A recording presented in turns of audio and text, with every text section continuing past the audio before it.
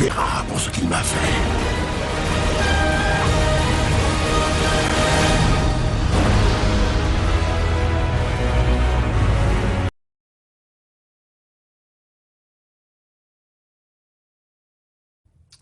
Ils l'ont fait. Ils ont fait pire que le 4. Bravo.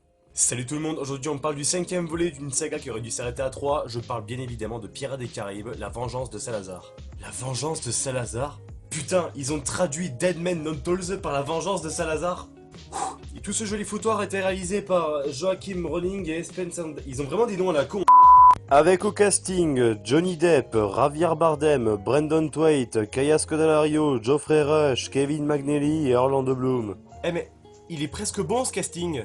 Toutes mes excuses, de quoi on parlait déjà? Alors j'étais sur le point de dire que ce 5ème volet était tout simplement un foirage total. Bien sûr, il y a quelques qualités. Le visuel est joli, le design de Salazar et son équipage est plutôt réussi, et l'introduction de Jack Sparrow est vraiment fandarde. Ouais, mais ça s'arrête là.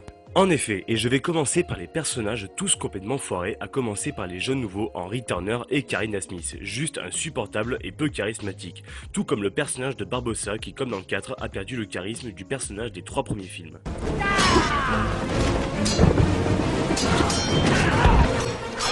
Mes chers enfants, nous sommes réunis ici aujourd'hui pour clouer tes entrailles sur les mains. Oh putain, il me manque. Trouve Sparrow pour moi. Ensuite, nous avons notre méchant Salazar, qui est tout simplement ridicule si on le compare à David Jones ou Barbossa dans le premier film, ainsi que sa quête de vengeance vraiment peu originale. Jack! Et enfin, Jack Sparrow. Mon dieu, qu'est-ce qu'ils ont fait à Jack? Le personnage est d'une bêtise monstre, on a l'impression qu'il est bourré tout le long du film. Et il est où le Jack Sparrow qui se bat à l'épée et qui nous vend du rêve avec ses actions complètement épiques? Eh ben, il est plus là.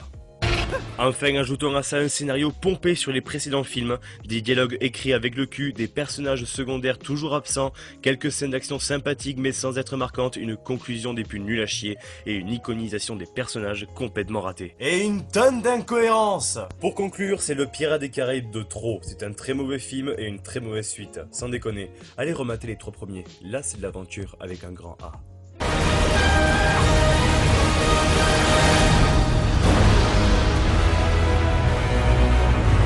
Voilà, c'était mon appréciation sur le film Pirates des Caraïbes 5, la vengeance de Salazar. N'hésitez pas à vous abonner, à partager et à mettre un pouce bleu.